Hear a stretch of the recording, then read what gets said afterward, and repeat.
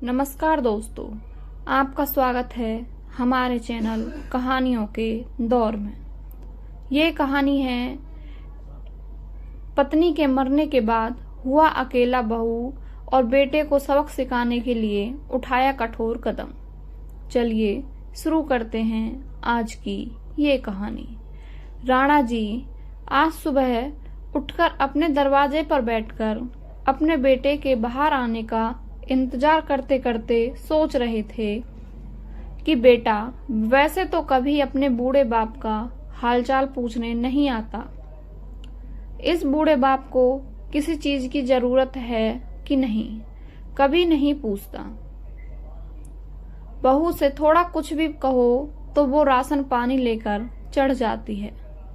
राणा जी बार बार बेटे के कमरे की तरफ देख रहे थे कि आज बेटा ऑफिस के लिए निकले तो दो बात करूं। जैसे ही शिवम कमरे से निकला और बैठकर जूते मोजे पहनने लगा, बेटा शिवम क्या ऑफिस जा रहे हो? शिवम ने कोई उत्तर नहीं दिया तो वह दोबारा हिचकिचाते हुए बोले, बेटा मुझे कुछ कहना था। अब कहते हुए अच्छा तो नहीं लग रहा कि एक बाप बेटे से फरमाइश करे, क्योंकि बच्चे पिता से फरमाइश करते हैं तो समझ में नहीं आ रहा मैं कैसे कहूँ।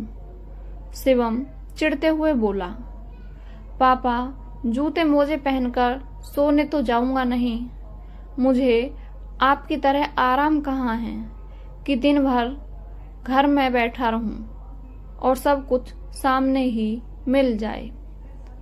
देख तो रहे हो कि तैयार हो रहा हूं तो दफ्तर ही जाऊंगा ना, और मेरे बोलने से कौन सा आप रुकेंगे? जो कहना है साफ साफ कहो, मेरे पास इतना वक्त नहीं है। राणा जी डरकर बोले, बेटा अब कैसे कहूं? तुम्हारी माँ रहती तो मैं तुम्हें तकलीफ नहीं देता। वो मैं कह रहा था कि अगर तुम्हें वक्त मिले तो मेरे लिए 2 शर्ट ला देना, क्योंकि मेरी दोनों शर्ट के बटन टूट गए हैं। तुम्हारी माँ होती तो वो लगा देती, और शर्ट इतनी पुरानी भी हो गई कि हर रोज वही पहनकर बाहर निकलता हूँ तो जान पहचान वाले टोकते हैं। तभी उधर शिवम की पत्नी शिवानी आई और बोली, बाबूजी आप हर समय इसी ताक में रहते हैं कि यह जल्दी मैं हूं तो कुछ फरमाइश कर दूं, तब तो उसे पूरा करना ही पड़ेगा। और आप ऐसे कह रहे हैं जैसे माँ जी के जाने के बाद हम आपका ख्याल ही नहीं रखते। ऐसे तो आप शेर बने घूमते थे, पर अब क्या हो गया? अब क्यों बिल्ली बनकर बेटे से बात कर रहे हैं? और हाँ, मुझे माँ जी की तरह खाली मत समझना कि सारा दिन चूल्हा चौका करूं और फिर सबके शर्ट के बटन लगाती फिरूं। राणा जी बोले, बहू सही कह रही हो। वह घर संभालती थी पर अपने चेहरे पर सिकन नहीं आने देती थी। उमा के जाने के बाद मैं तो जैसे अनाथ ही हो गया। वैसे भी कमाऊं पिता बोझ नहीं होता, पर मैं अब बूढ़ा कमा नहीं सकता तो तुम पर बोझ बन गया हूँ। समझ सकता हूँ मैं तुम लोगों के लिए परेशानी बन गया हूँ। आए दिन तुम लोगों से फरमाइश जो करता रहता हूँ। शिवम बोला, बस बस बाबूजी, अब इमोशनल ड्रामा मत कीजिए। अगर शर्ट के बटन टूट गए हैं तो उन्हें मत पहनिए, पर कम से कम ताने तो मत दीजिए। याद है ना, बचपन में जब मैं नई शर्ट मांगता था तो कहते थे कि इसकी क्या जरूरत है, तुम्हें तुम्हारी माँ बटन लगा देगी। तो अब आपकी भी समस्या का मेरे पास समाधान है। राणा जी हैरानी से बोले, क्या समाधान है? बेटा, शिवम शिवानी से बोला। शिवानी, मेरे जितने पुराने शर्ट हो गए हैं जो अब ऑफिस पहनकर जाने लायक नहीं हैं, ऐसा करो उसमें से 2 शर्ट निकालकर बाबूजी को दे दो और मेरे लिए 2 शर्ट ऑनलाइन ऑर्डर कर देना। ठीक है बाबूजी, आपकी समस्या का समाधान हो गया और पैसा कोई पेड़ पर नहीं लगता। इतना कहकर शिवम ऑफिस चला गया। उसके जाते ही शिवानी बोली, बाबूजी, क्या माँ जी ने आपको कभी नहीं बताया? मुझे तो बात बात पर टोकती थीं कि जाते में इंसान को टोकना नहीं चाहिए। आप तो ताक में बैठे रहते हैं।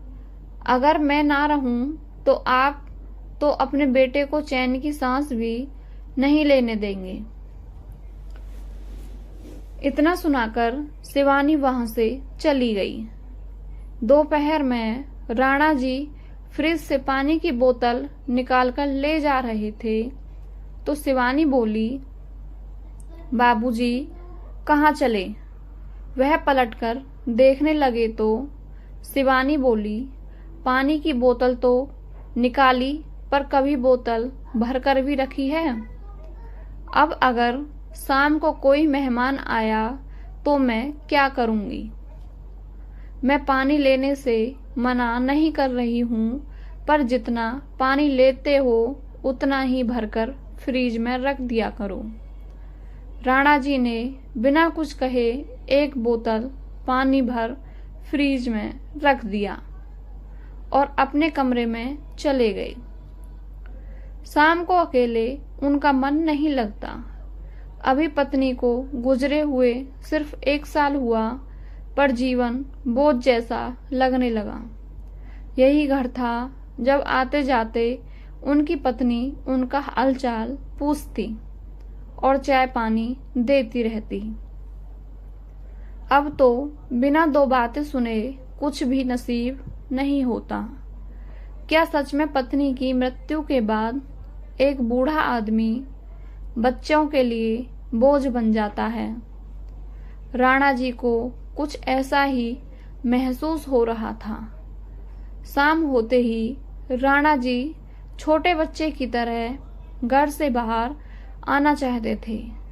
जैसे ही वे बाहर निकलने लगे, शिवानी आई और उनकी तरफ शर्ट फेंकते हुए बोली, लो बाबूजी, यह दोनों शर्ट रख लीजिए और जिस शर्ट का बटन टूटा है उसे काम वाली बाई से कहकर ठीक करवा लेना। शायद उसे आप पर दया आ जाए, क्योंकि मुझसे यह सब काम नहीं होगा। राणा जी ने चुपचाप खुशी से एक शर्ट को खूंटी पर टांग दिया और दूसरी शर्ट को पहनकर पार्क में अपने वृद्ध दोस्तों के साथ बैठने चले गए, क्योंकि वहां उनका मन हल्का हो जाता था। वहीं उनके एक मित्र श्याम जी बैठे थे। श्याम जी को बातों बातों में बोले, राणा, ये शर्ट क्या तुम्हारे बेटे की है? क्योंकि एक रोज तुम्हारा बेटा मेरे बेटे से मिलने आया था, तब मैंने उसे यह शर्ट पहने हुए देखा था। मेरे बेटे को इसका रंग बड़ा ही पसंद आया। उसने चर्चा भी की थी, इसलिए ये शर्ट मुझे याद है। राणा जी एक पल को लज्जित हुए, फिर मुस्कुराकर बोले, श्याम, क्या बताऊं?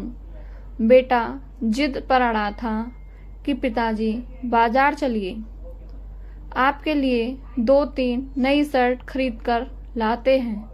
मैंने कहा, रोज दफ्तर जाते हो और 2-3 महीने में ही अपनी पहनी हुई शर्ट रिटायर कर देते हो, तो क्यों पैसा बर्बाद करने, और मुझे भी कहाँ जाना है, तो उनको मैं पहन लिया करूँगा। पहले तो मान ही नहीं रहा था, बड़ी मुश्किल से मनाया। इतना कहकर बेचारे झूठी हंसी दिखाने लगे।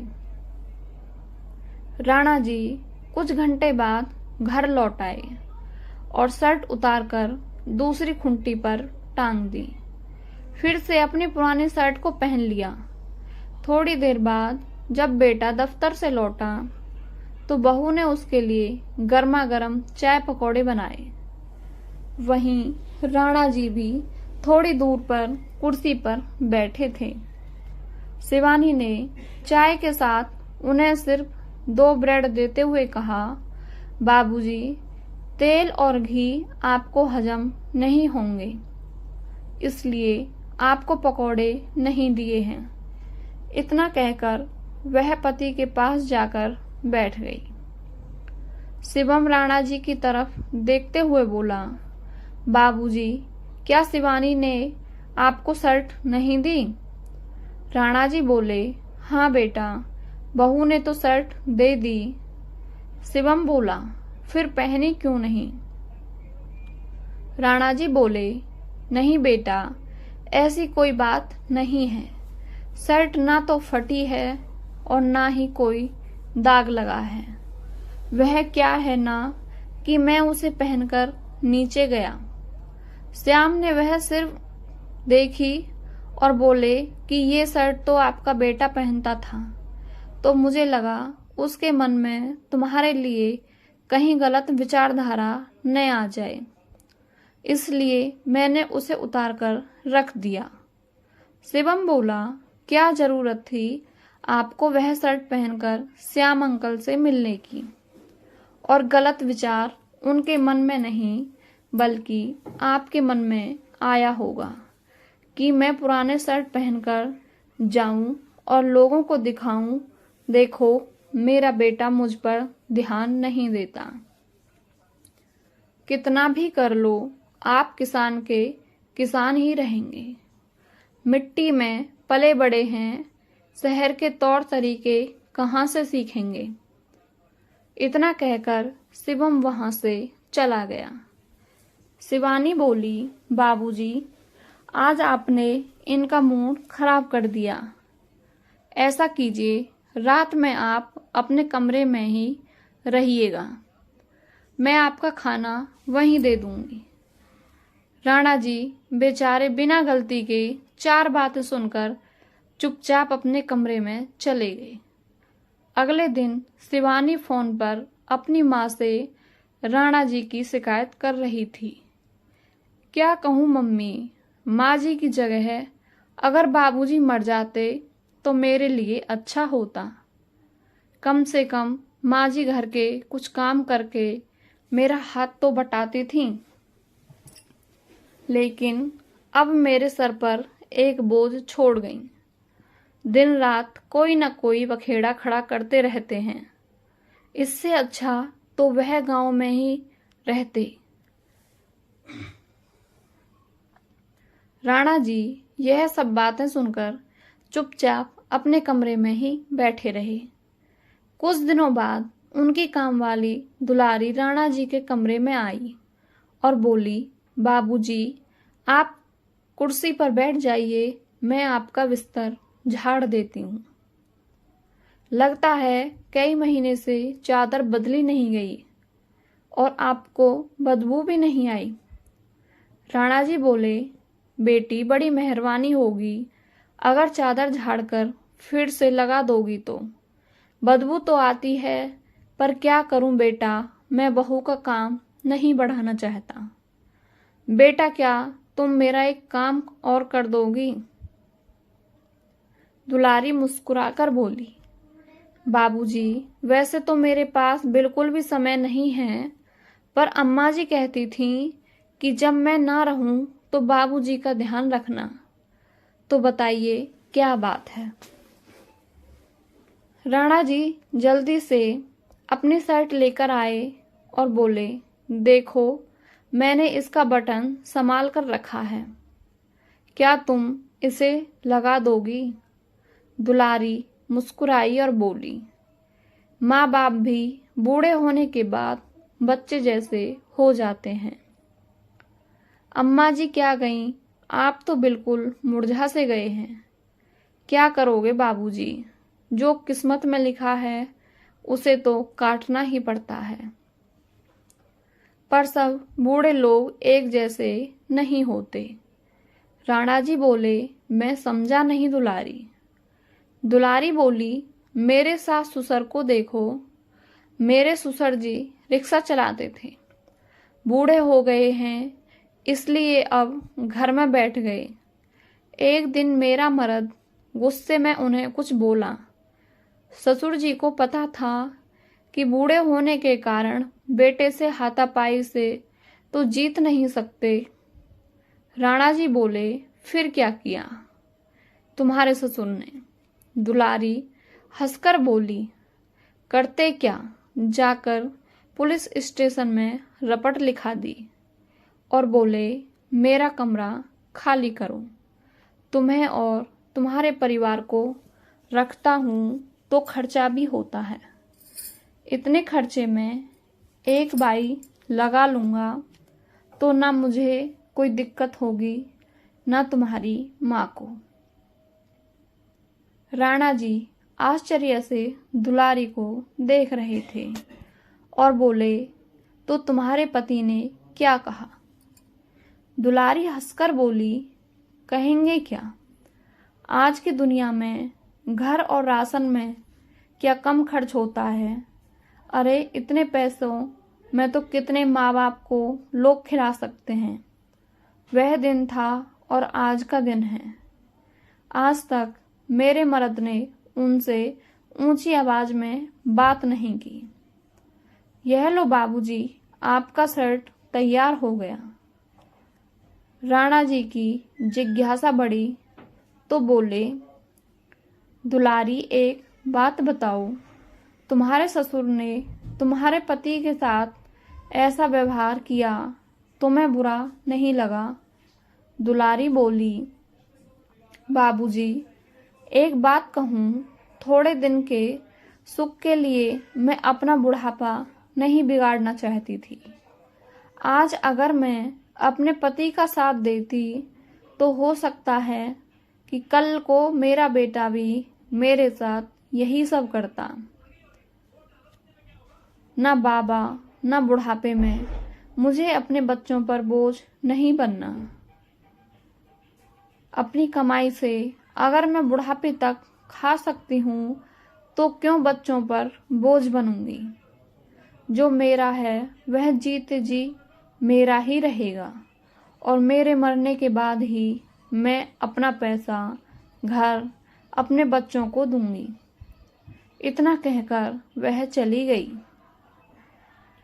दुलारी की बातों ने राणा जी को सोचने पर मजबूर कर दिया कि जब एक रिक्शा वाला रिटायर होकर अपने घर में इज्जत से रह सकता है तो मैं क्यों नहीं। मैं एक किसान था, भले ही आज मुझे पेंशन नहीं मिलती, पर यह घर और बाकी की संपत्ति तो मेरी ही है। 2-3 दिन विचार करने के बाद राणा जी बेटे से बोले, मुझे तुमसे कुछ बात करनी है। बहू बोली, क्या बात करनी है फिर से? कोई फरमाइश होगी। शिवम बोला, बाबूजी पहले ही मुझ पर बहुत बोझ है, आप और मत बढ़ाइए। माँ के जाने के बाद आप बहुत परेशान करने लगे हैं। इससे बेहतर तो आप गांव में ही किसानी करते। मैंने बहुत बड़ी गलती कर दी जो माँ के साथ आपको यहाँ ले आया। राणा जी बोले, हाँ बेटा, माँ बोझ क्यों लगती, तुम्हारे घर का काम जो करती थी। छोड़ो उन पुरानी बातों को, मैं वापस गांव जाना चाहता हूँ। शिवानी खुश हो गई। राणा जी बोले, मैं अपना पुराना मकान ठीक करवाना चाहता हूँ, इसलिए सोच रहा हूँ इस घर को बेचकर गांव का मकान सही करवा लूं और फिर से किसानी शुरू कर दूं। शिवानी बोली, बाबूजी यह तो सरासर धोखा है। आप हमारे घर को कैसे बेच सकते हैं? राणा जी हंसकर बोले, धोखा और तुम्हारा घर। यह घर मैंने अपनी कुछ जमीन बेचकर और कुछ लोन लेकर अपने नाम पर लिया था। तो यह तुम्हारा कैसे हुआ? और रही बात धोखे की, तो रिश्तों में धोखाधड़ी तो मैंने सीखी ही नहीं, पर झेली जरूर है। शिवानी शिवम को देखने लगी। वह बोली, बाबूजी, आपको यह सब करके क्या मिलेगा और किसके आपके कान भरे हैं? वह बोले, मेरे कान किसी ने नहीं भरे, और बात कान खोलकर सुन लो, मैं किसी पर बोझ नहीं हूँ। मैं भले ही नौकरी नहीं करता, पर एक किसान था, पसीने की कमाई खाता था और आगे भी खा सकता हूँ। आज जो तुम नई शर्ट और टाई पहनकर जाते हो, कभी सोचा है उस मिट्टी और पसीने की बदौलत ही यहाँ तक पहुँचे हो?